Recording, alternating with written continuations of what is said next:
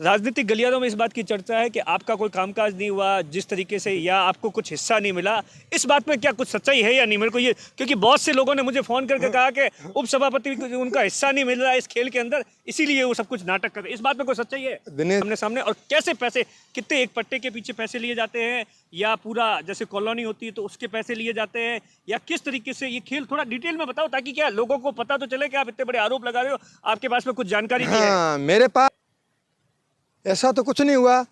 कुछ दिन से घुटन महसूस कर रहा था, तो आज मैंने कहा इस्तीफा दे के उस घुटन को स्वतंत्र रहूं, यही महसूस। जी, कैसे विकास हो रहा है? पैसे ले रहा तो विकास ही हो रहा है। अच्छा, पैसे आ रहे तो विकास ही हो रहा है। शहर का विकास हुआ इन 2-3 सालों में? 2-3 सालों में नहीं, अभी 6-7 महीने में। क्या विकास क्या हुआ? घुटन में नगर परिषद में उपसभापति हूँ, और मैं बिना पैसे किसी का काम नहीं करवा सकता हूँ, तो मैं उपसभापति के उस पद पे रहने लायक नहीं हूँ।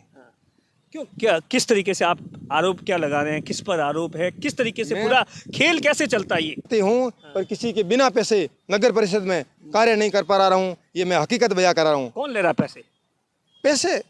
पैसे आदरणीय हमारे सभापति जी। कैसे लेते हैं? कैसे लेते हैं? दलालों थ्रू। मैं सुन रहा हूँ, मेरे सूत्र बता रहे हैं कि आपको मनाने की भरपूर कोशिश की गई भाई किसी भी तरीके से सुल्तान सिंह मान जाए। दिनेश जी, ये आदरणीय है। सभापति जी कह रहे हैं कि शहर का विकास करवा रहे हैं, करोड़ों रुपए खर्च कर रहे हैं। हाँ, सभापति जी का विकास हो रहा है, शहर का विकास हो रहा है। कैसे सभापति?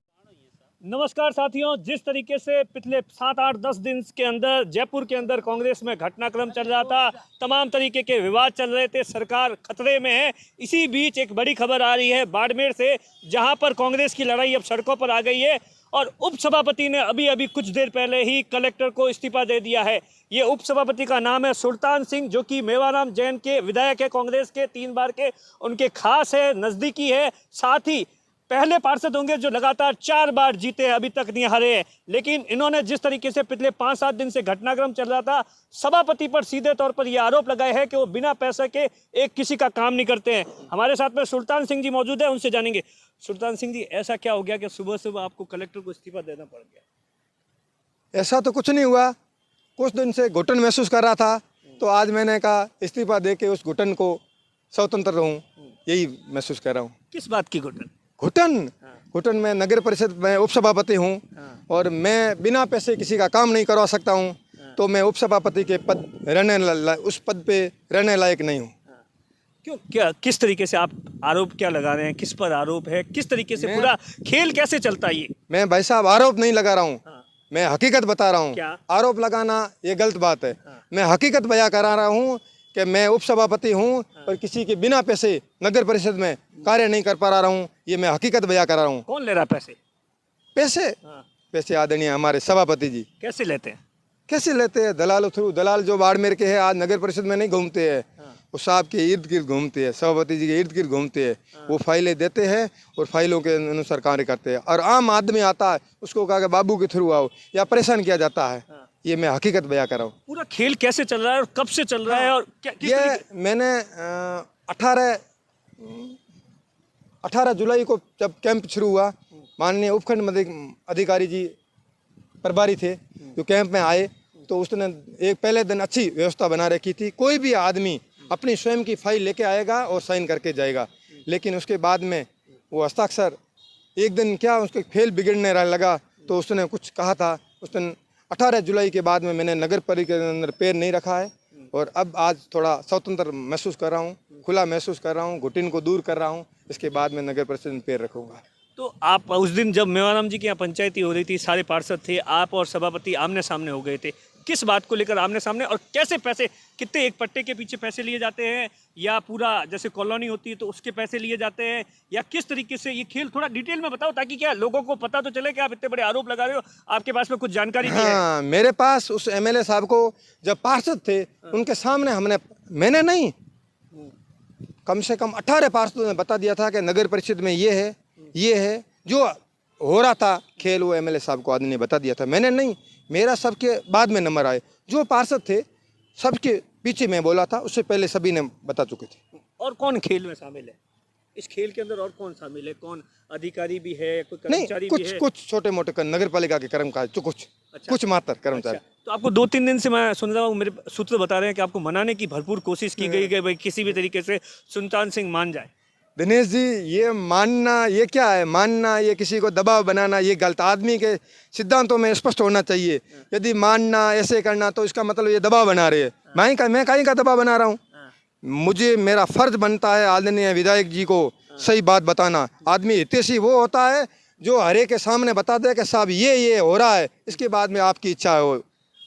राजनीतिक गलियारों में इस बात की चर्चा है कि आपका कोई कामकाज नहीं हुआ जिस तरीके से, या आपको कुछ हिस्सा नहीं मिला। इस बात में क्या कुछ सच्चाई है या नहीं? मेरे को ये, क्योंकि बहुत से लोगों ने मुझे फोन करके कहा कि उपसभापति को उनका हिस्सा नहीं मिल रहा है इस खेल के अंदर, इसीलिए वो सब कुछ नाटक कर रहे हैं। इस बात में कोई सच्चाई है? दिनेश जी, मैं हिस्सा लेने वाला मैं ऐसे नहीं हूँ। मैं 4 बार पार्षद बना हूँ। हाँ। ठीक है। जो 2,000 दलाल भरते हैं ना, उसमें से सुल्तान सिंह नहीं है। जो 2 फाइलें लेके पीछे घूमते हैं 2,000 रुपये, उसमें से सुल्तान सिंह नहीं है। मेरी जनता से और बाड़मेर से पूछ लो, मैं ऐसा आदमी नहीं हूँ जो 2,000 रुपये चींटी चोर बने, वैसा मैं नो चोर नहीं हूँ। तो आपकी नाराजगी किससे, सभापति साहब से या एमएलए साहब से? एमएलए साहब मेरे आदरणीय हैं। मेवाराम जी जैन मेरे आदरणीय हैं, मेरे संरक्षण है, मेरे पिता तुल्य है। मैं आज सब कुछ जो आपके सामने बोल रहा हूँ, मेवाराम जैन की वजह से बोल रहा हूँ। अच्छा। उनकी वजह से मैं आज यहाँ पहुँचा हूँ। अच्छा। तो मेरे वो आदरणीय हैं। सभापति जी कह रहे हैं कि शहर का विकास करवा रहे हैं, करोड़ों रुपए खर्च कर रहे हैं। हाँ, सभापति जी का विकास हो रहा है, शहर का विकास हो रहा है। कैसे सभापति जी का कैसे विकास हो रहा है सर? पैसे ले रहा है तो विकास ही हो रहा है। अच्छा, पैसे आ रहे हैं तो विकास ही हो रहा है। शहर का विकास हुआ इन 2-3 सालों में? 2-3 सालों में नहीं, अभी 6-7 महीने में। क्या विकास क्या हुआ? जैसे कुछ पर्सनली अगर कुछ, ये देखो, सभापति भी मेरे बड़े भाई है, उनके ऊपर सीधे आरोप लगाना ये गलत है। विकास तो उनका ही हुआ ही है। ठीक है। हाँ। अच्छा, एक चीज बताइए, अब अगर मेवाराम जी आपको वापस इस्तीफा लेने के लिए कहते हैं, क्योंकि दबाव तो देखो सामान्य सी बात है, क्या कुछ लग रहा है? दिनेश जी, आप बार बार आदरणीय एमएलए साहब का नाम ले रहे हो। मेवाराम जी मेरे आदरणीय हैं और रहेंगे।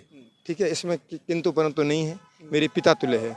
लेकिन दबाव वाली मैंने राजनीति आज दिन तक की नहीं है। मैं जो बोलता हूँ करता हूँ वो स्पष्ट करता हूँ। वैसे दबाव डालना वैसा मेरे सिद्धांत में नहीं है। अब अगला कदम क्या होगा? आप कुछ जिस तरीके के आरोप लगा रहे हैं उस पर कोई खुलासा करेंगे? हाँ। कैसे, कब, क्या प्लान है? जस्ट कुछ ही दिनों के बाद में बहुत बड़े खुलासे होंगे। अच्छा, ठीक है। ये उप सभापति जी है जिनका सीधे तौर पर आरोप है कि सभापति जी का खूब विकास इन दिनों में हो रहा है, शहर का हो रहा है या नहीं हो रहा है, और सीधे तौर पर सभापति पर आरोप लगाए। वहीं एमएलए मेवाराम जैन को बताया कि वो मेरे पिता तुल्य है, उनको मैंने सब कुछ बता दिया, लेकिन उसके बावजूद भी कुछ नहीं हुआ, इसीलिए मुझे इस तरीके का कदम उठाना पड़ा। कैमरे के पीछे अशोक है, मैं आपका साथी दिनेश बोहरा।